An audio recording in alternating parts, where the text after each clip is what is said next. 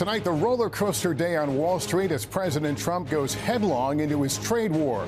Stocks diving again over new tariff threats. The president threatening 50% tariffs on steel and aluminum against Canada, as a top official there backs off a surcharge for electricity in the U.S. The major market losses despite the president's promise to create an economic boom like no other. The White House downplaying it as a moment in time. And with Elon Musk's Tesla stock down by more than half since December, President Trump's controversial show of support. Plus the new cuts coming to nearly half of the Department of Education. What we're learning.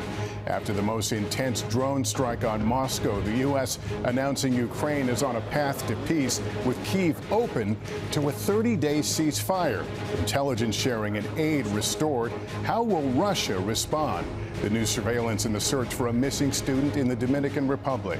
The new bag fees coming from Southwest Airlines that change after half a century.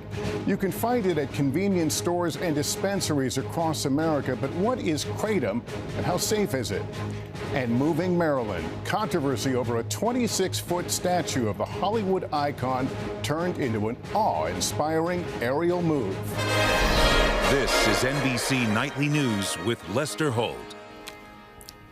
Good evening and welcome. We were reminded today why they call it a trade war as the U.S. and Canada exchange cross-border salvos over electricity and aluminum, while the markets regain some of their lost footing attributed to Trump's trade policies and fears of a recession.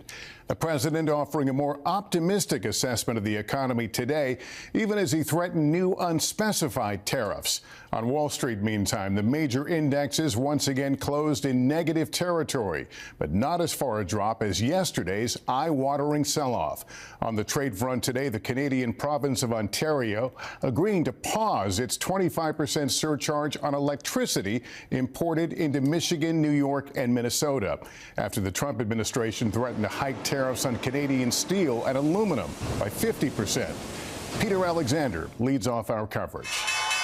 With the market suffering another significant slide days after President Trump would not rule out a possible recession, tonight the president with a different take.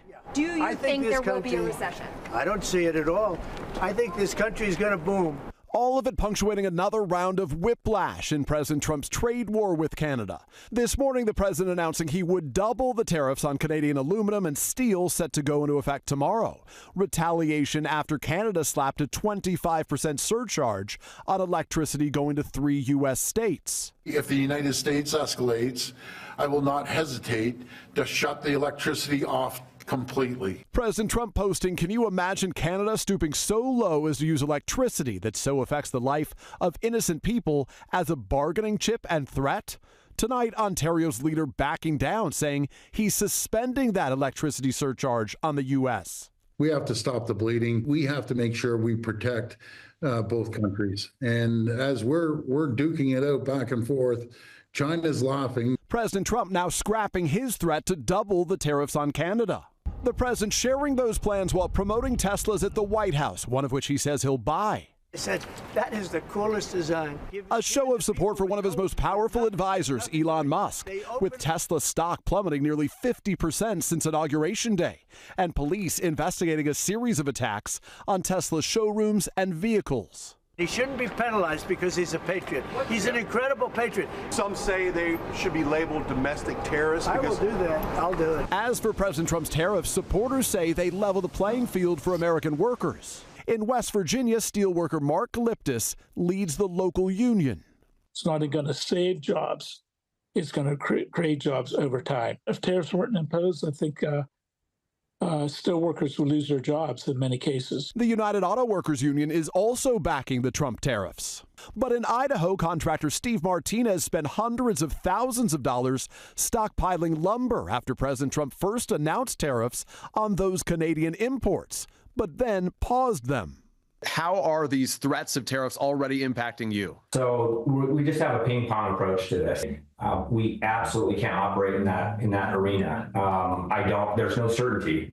Peter, another big headline you're watching today. House Republicans passed a funding bill. This gets past the threat of a government shutdown. Yeah, Lester, you're right. This happened late tonight, and President Trump personally lobbied several conservative Republicans. The House now narrowly passing that short-term spending bill to keep the government open through September. Just one Republican voted against it. Just one Democrat voted for it. That means it now goes over to the Senate, where Republicans there are going to need the help from Democrats to avoid a government shutdown going forward. All right, Peter, thank you.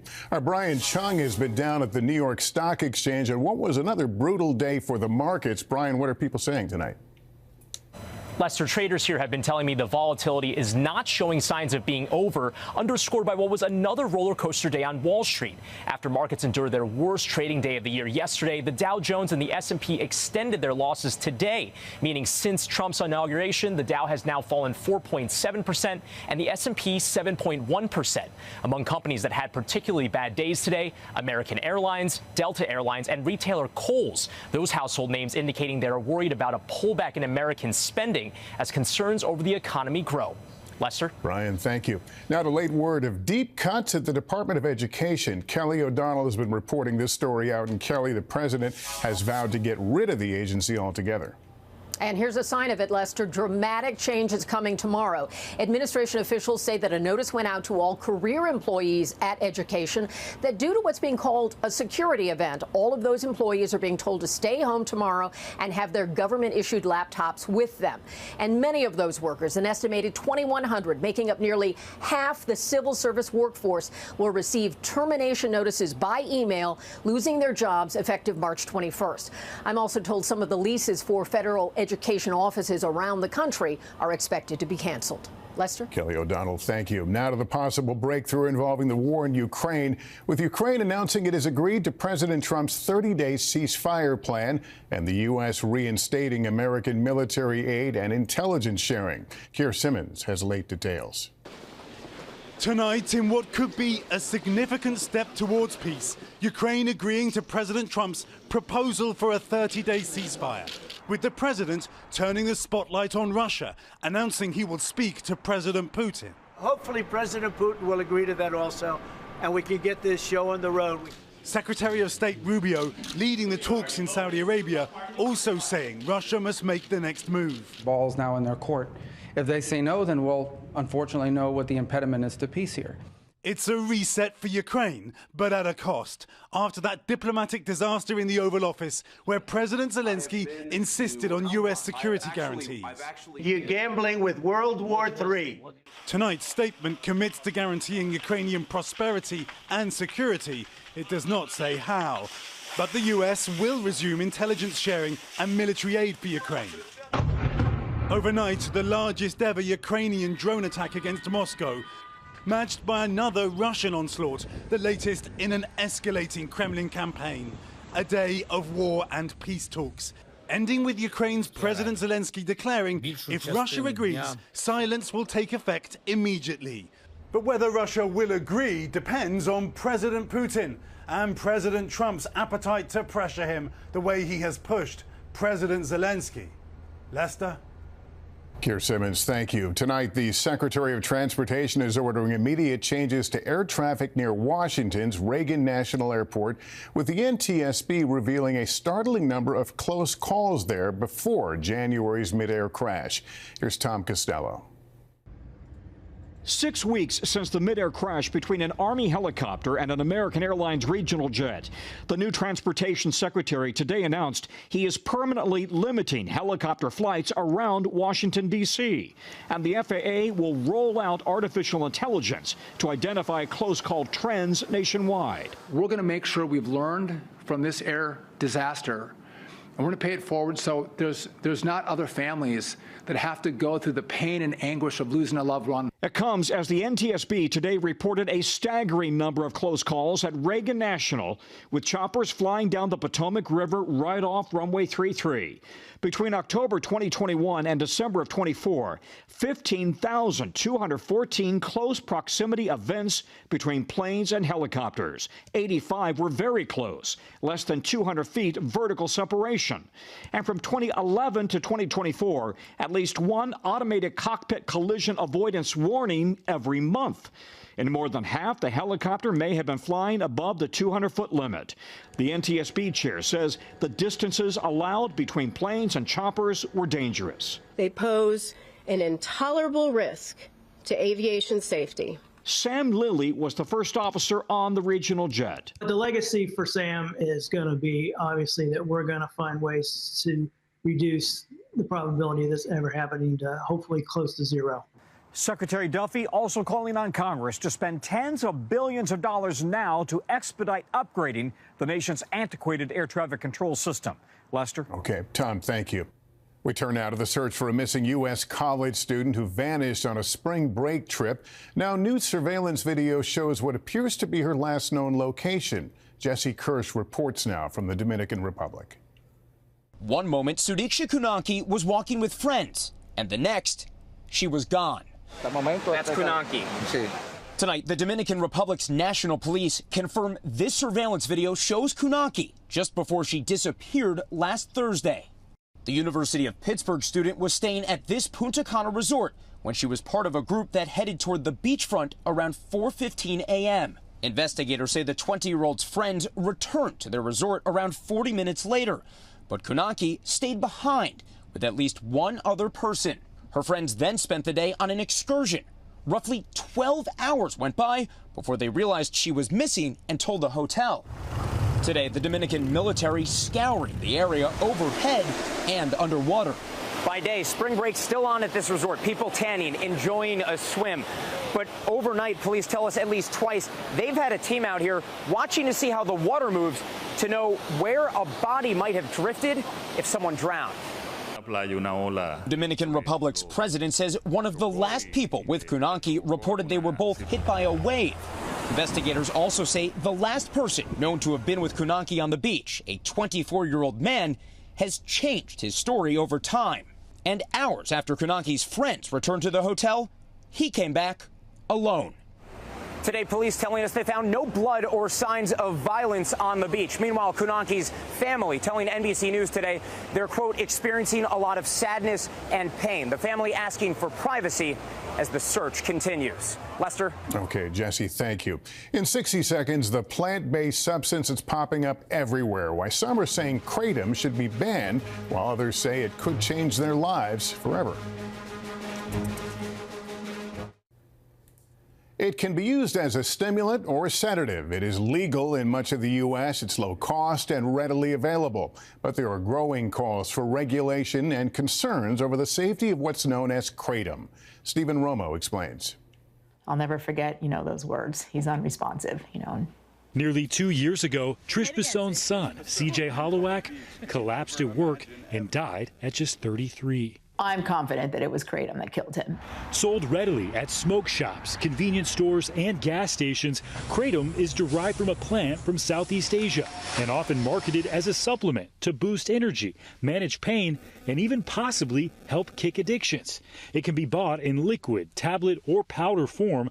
Small doses, the DEA says, provide a stimulant effect. High doses, a sedative effect. And it's big business, forecast to be a nearly $16 billion industry by 2032. Bisson says CJ was taking a concentrated liquid form for pain after breaking his arm in 2021. Did he say it was helping, or what were your thoughts? He did say it was helping. He wrote in that text, it's helping. An autopsy found CJ died from cardiac arrest due to mixed drug intoxication, including kratom. The other substances in his system, Bisson says, were doctor-prescribed medications he'd been taking for years. We found, I would say, hundreds of empty bottles of kratom. She's now suing the maker of the kratom her son took and pushing for a bill that would prohibit the sale of kratom in New Jersey, like in these 6 states and Washington, D.C. Take it off the shelves. It's as simple as that. But down in Houston, Madeline Scalar credits kratom with saving her life.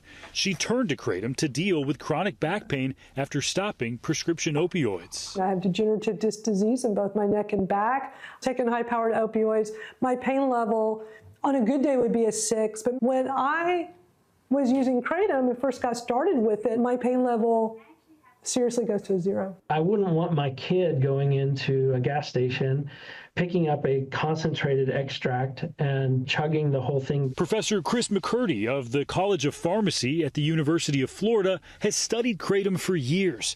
He says in low doses, it's about as addictive as coffee, but there isn't enough research on these new higher dose products. CDC data from 2023 shows 37 states and Washington, D.C. had 1,151 overdose deaths in which kratom was detected.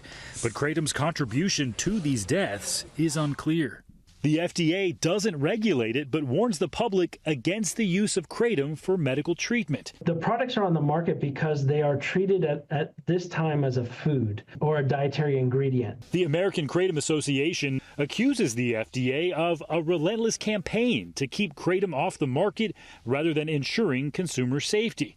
The FDA did not respond to our request for comment. Her having her share her experience with kratom. I met her on TikTok. Scalar, who hosts a podcast about kratom, says she's far from the only success story, but even she agrees more laws are needed. For Trish Basone, my son died and he shouldn't have died. It's just not worth the risk. Stephen Roman, NBC News, Freehold, New Jersey. And still ahead, tariffs making a splash on bourbon sales from the U.S. with Canadian shelves stripped of American spirits. Some distilleries are facing tough decisions. Yes, so you're We're back with a major policy change. If you fly on Southwest Airlines, the company saying it will start charging most passengers, with some exceptions, to check their bags. It's a major change from what previously set them apart from other airlines after decades of allowing 2 check bags for free. Returning to President Trump's threats to raise tariffs in Canada, many provinces there have already pulled American liquor from shelves in response. Maggie Vespa reports from Louisville, where distilleries are already feeling the impact. At Michter's Distillery in Louisville, iconic Kentucky bourbon is distilled, aged, bottled, and shipped to more than 80 countries. Their largest foreign market, Canada, where most provinces are now defiantly pulling American liquor from store shelves. It's definitely caused a hit to our business. Andrea Wilson is Michter's chief operating officer. Orders have been canceled. That's the reality of it. Already orders have been canceled. Yes, we have $115,000 of product sitting. That product is just sitting here in Michter's warehouse with Canada-specific labels on these bottles in English and in French. They don't know what to do with this, and if nothing changes, they fear their losses will grow. The timing couldn't be worse for many American whiskey producers. One study showing the industry recently saw a nearly 2% drop in revenue. Amid the slowdown, the CEO of Jack Daniel's parent company called Canada's product pull worse than a tariff because it's literally taking your sales away. I don't sleep right now. You don't sleep right now? I don't sleep. At Bro Brothers Distillery, Victor Yarbrough is in the middle of building a massive new tasting room. That expansion banking on a deal to start selling spirits in Canada. That deal now dead. He's scrambling to find a plan B. Maybe Brazil take 5% of that, maybe India will take 10% of that. But he worries any export plan feels like a risk in an industry with profits already going down the drain. It could be a country we're speaking with right now until all of a sudden you guys are going to get hit with tariffs next, and then that deal falls through. So it's a constant uncertainty. Maggie Vespa, NBC News, Louisville, Kentucky. We'll take a break. Then when we come back, she's iconic, controversial, and 26 feet tall inside the airlift operation to bring a statue of Marilyn Monroe to its new home. Finally tonight, a small-town fight over a very big statue. Liz Kreutz and how a Hollywood icon found a new home. In the resort town of Palm Springs, it isn't politics dividing the city. It's something much bigger. This 26-foot-tall, 17-ton statue of Marilyn Monroe. Would you ever have thought Marilyn would cause such a stir? No, I don't think very few people thought that. Depending on who you ask, the massive replica of the 1950s star is either a beloved piece of art and photo op. This is going to be the Eiffel Tower of Palm Springs.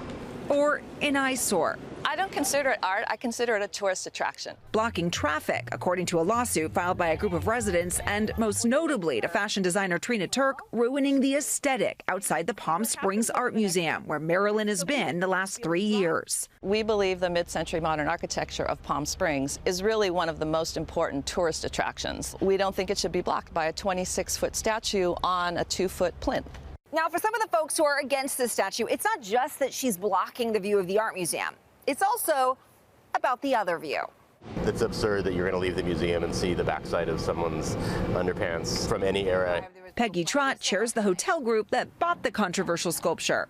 If there was a Da Vinci there, would people want that covered up? I don't necessarily believe it was ever about underwear. Whatever it is about, a court decision was made. Marilyn must move. $500,000 to relocate her to a park less than 100 feet away. I think she finally found her permanent home. Slightly out of sight now, but hopefully more accepted. Liz Price, NBC News, Palm Springs. Well, that is nightly news for this Tuesday. Thank you for watching. I'm Lester Holt. Please take care of yourself and each other. Good night.